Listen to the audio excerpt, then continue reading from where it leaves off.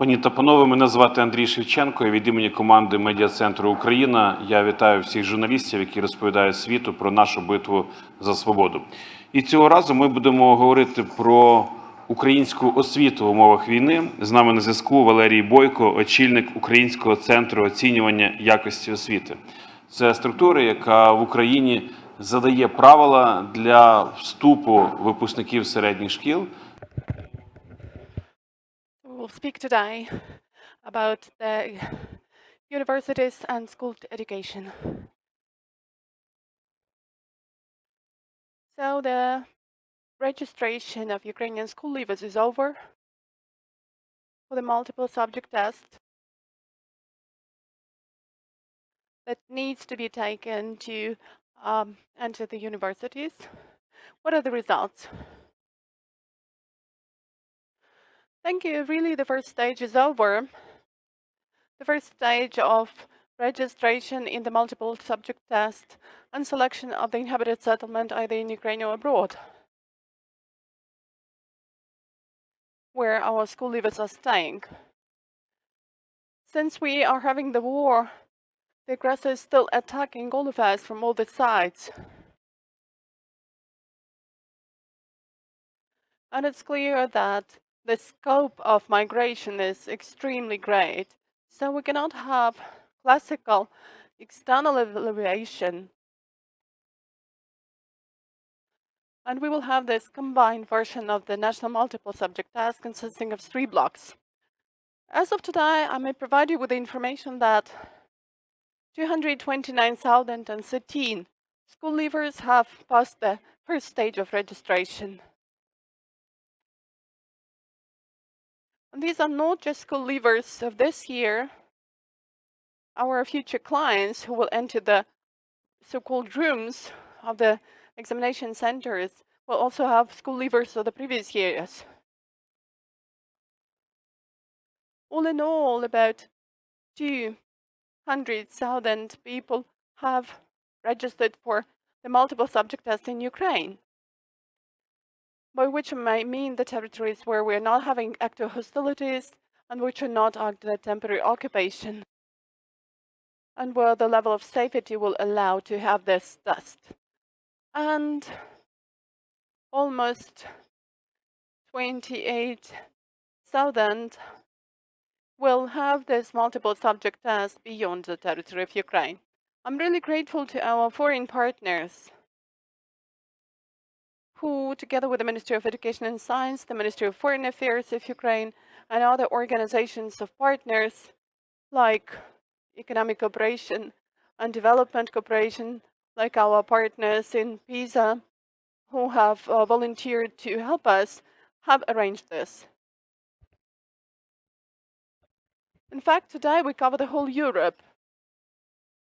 There are some countries that have not yet supported their wish to help Ukraine with this, to create such centers. But so far we are having communication with our foreign colleagues who are doing their best to have those 28,000 participants of the multiple subject test to be able to pass the testing in the country where they are staying now. Please help us assess the number, 229,000 young Ukrainians who will be passing this test. How different it is from the forecast that we had before the 24th of February.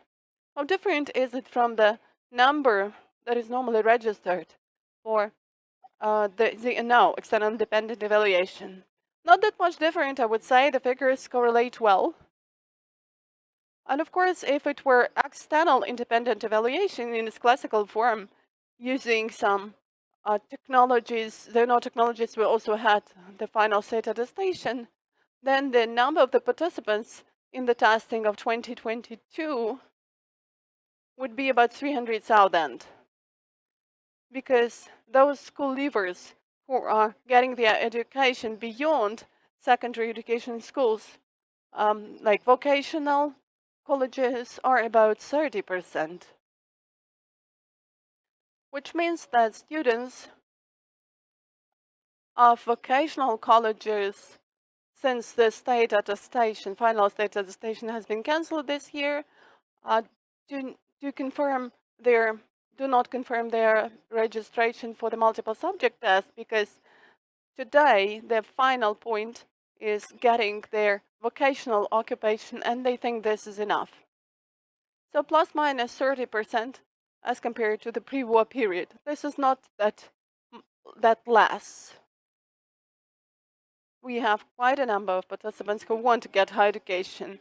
When the government was passing an important decision about replacement of external independent evaluation with the multiple subject test, they said that it's important to keep the basic principles of evaluation, like integrity, justice, fairness, and real evaluation of the knowledge of the future school leavers, students. How do we manage to keep to those principles in such dramatic conditions? Do the new rules correspond to those fundamental principles? First of all, the principle of integrity is guaranteed to us because we will absolutely follow the procedures. The Ukrainian Center for Education Quality Assessment provides the promise that there will be no leakage of information concerning several options of the test to be used in the second part of July, and up to involvement in the special session in September. We guarantee that all the tasks, all the assignments the children will have to do in the rooms will primarily correspond to the school program, school curriculum, external independent evaluation curricula, and the materials students have been studying, school leavers have been studying over 10 years. Keeping to the standardized procedure, equal conditions for everyone. The only thing that has changed is that besides the paper format, the school leavers will also have to perform their tasks on the computer. And the answers will be in their information system of the National Multi-Subject Test. And by the way, the result will be known by the child right after he or she leaves the examination center. And we have taken care to approve the tables, and the scale will be 200, and using the rules, the annexes, the student may find out what his score is by the scale. There will be no threshold score. Besides that, we are not launching the whole pool of subjects that have been included into external independent evaluation. We will focus only on the achievements in Ukrainian language, mathematics, and the history of Ukraine. All the other subjects, unfortunately, cannot be adjusted over such a short period of time or administered in a proper way. It should be indicated that we will have a two-shift testing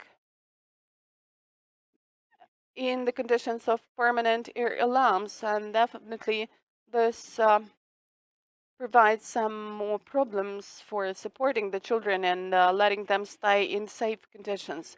The government has also decided to allow school leavers who were supposed to leave schools or left schools in the occupied territories. In your opinion, will this not lead to the principle of justice you're so much insisting on, and will it not lead to a worse quality of education? Well, first of all, we cannot have the testing in the occupied territories.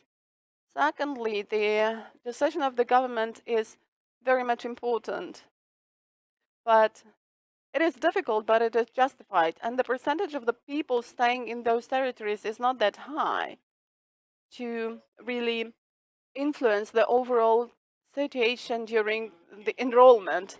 What is the approximate number of people? Well, we are speaking about quota 2 and the interview. That is the first step fourth decision passed by the ministry, which is now being communicated by the ministry and by the committees of the Verkhovna Rada for innovations, I think this is not going to affect the children who are staying in the occupied territories or beyond Ukraine, or rather on those who are in the occupied territories or beyond. This will not really affect their competition as compared to school leavers from Kherson and a part of the Zaporizhia region. And here is my last question to you. I would ask you to make a forecast concerning the exams for this year on the basis of your information. Will it be different? And will the freshmen of our universities, of the freshmen of 2022, different than the other ones? Is there any forecast concerning the number of students who will start their studies this year? And maybe you have some forecast concerning the quality of education. What could we expect from this new university a year in the work conditions? Well, first of all, let me tell you that all the universities of Ukraine will have students. I do realize that out of almost 30,000 who are staying abroad, multiple subject tests will be passed only for one reason, to have just a backup option in case they do not manage to enter higher education institutions of Germany, Poland, France, Great Britain, the US. Quite a considerable number of people will stay abroad and will study there, but those who enter Ukrainian higher educational institutions will still have their quality of their training evaluated by the test under the scale of 200, and the best school leavers will get to higher educational institutions. And we need to take it into account that it's not only the war that is affecting the training, the level of preparation of those students, but the pandemic, strict lockdown, and remote education, because we used to have the pandemic, COVID-19 pandemic. Anyway, the level, the quality of training of those children was more within the competence of these children and their parents, and the school was not affecting this as much. So those who had enough time spent this time on getting ready for the future mastering of the profession they are dreaming of in higher educational institutions, while those who didn't use the occasion to establish their own self-education will definitely lose even during their training, their studies in the first year. But I think that all higher educational institutions are going to stay with students, and there will be no closures of departments in higher educational institutions. Valerii Boiko, Acting Director of the Ukrainian Center for Education Quality Assessment, thank you for this talk. And this is the final briefing for today in Ukraine Media Center. Stand with Ukraine.